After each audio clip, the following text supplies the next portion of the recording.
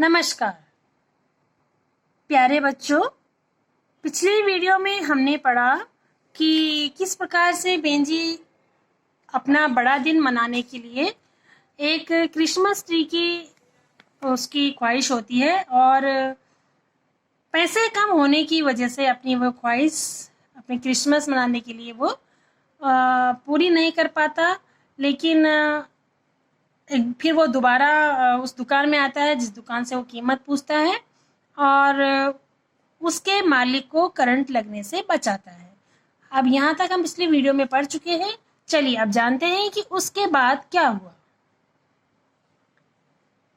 हमने देखा कि बेंजी जो है वो बोर्ड हटा देता है। इस बोर्ड में से चिंगारी आ रही होती है जिसमें लिखा है कि पेड़ बिक्री के लिए है।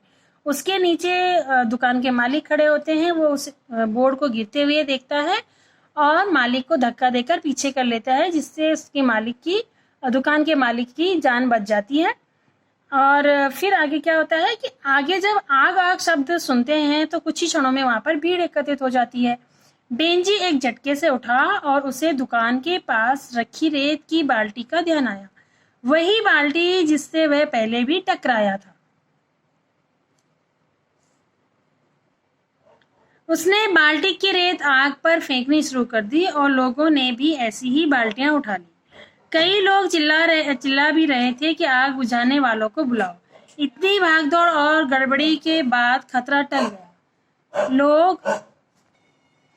लोगों ने भी ऐसी ही बाल्टियां उठा ली।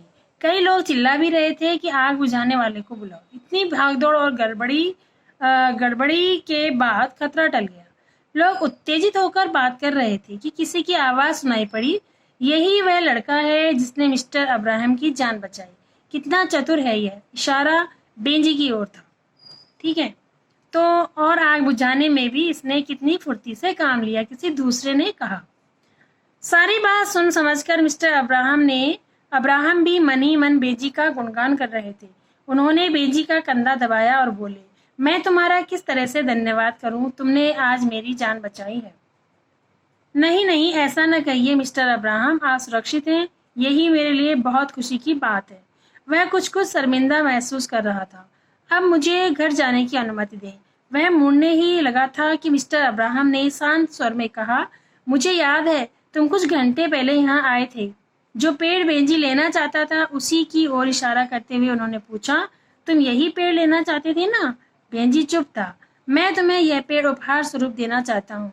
देखो, इसे स्वीकार कर लो, इससे मुझे बहुत खुशी होगी। ठीक है बच्चों, तो क्या हुआ कि जो पेड़ बेंजी खरीदना चाहता था वो पेड़ आई थिंक 35 रुपए का था और बेंजी के पास सिर्फ 28 रुपए थे, इसलिए दुकानदार ने वो पेड़ उसे नहीं दिया था। लेकिन आज बेंजी के अच्छे कार्यों की वजह से, निस्वार्थ सेवा की वजह से वो दुकानदार उसे वह पेड़ उपहार के रूप में दे देते हैं।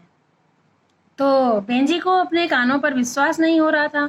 अपने शरीर पर उसने 2-3 जगह चिकोटी काट कर देखा कि यह सपना तो नहीं देख रहा था।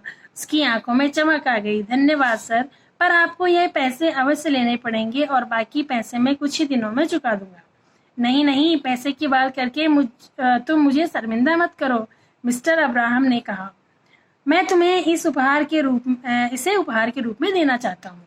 तो मैं जानता हूँ कि मेरी जान बचाने के बदले यह कुछ भी नहीं है, पर क्योंकि तुम्हें यह पसंद आया था इसलिए कहते कहते वे रुक गए।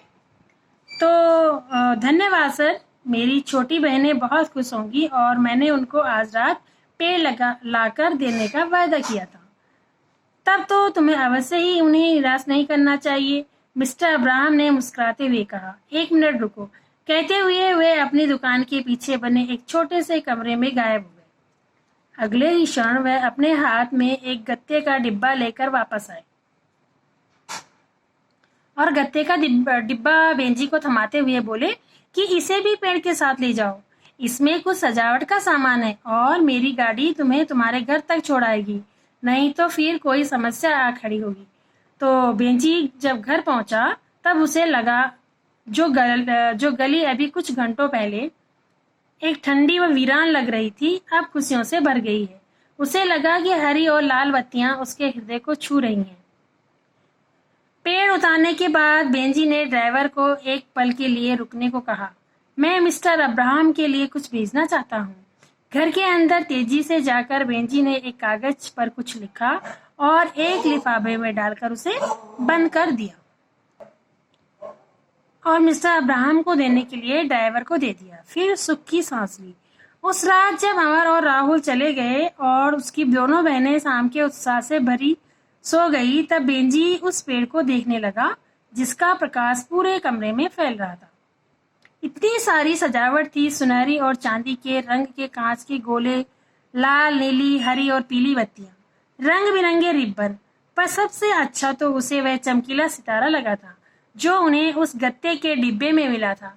जब भी वह झिलमिलाता था तब लगता था कह रहा हो, मैं यहाँ खुश हूँ। जब मिस्टर अब्राहम ने यह लिफाफा खोला तो उन्हें उसमें कुछ रुपए और एक पुर्जा मिला। कृपया यह 28 रुपए स्वीकार कीजिएगा। पिछले साल पेड़ की यह कीमत थी। मैंने ज्यादा काम नहीं किया था। आपका बहुत बहुत धन्यवाद। क्रिसमस की बधाई बेंजी। है ना? तो इस प्रकार बेंजी ने उस पेड़ की कीमत भी चुका दी और निस्वार्थ भाव से अपनी सेवा का भी उन्हें अवसर दे दिया। तो बच्चों, जब भी हम किसी काम को निस्वार्थ भाव से करते हैं तो उसका फल हमें अवश्य ही मिलता है। तो ये थी कहानी मुक्ता गुप्ता की, जो कि बीसीटी द्वारा प्रकाशित पुस्तक 20 और कहानियों के सौजन्य से उन्हीं में से ये कहानी है।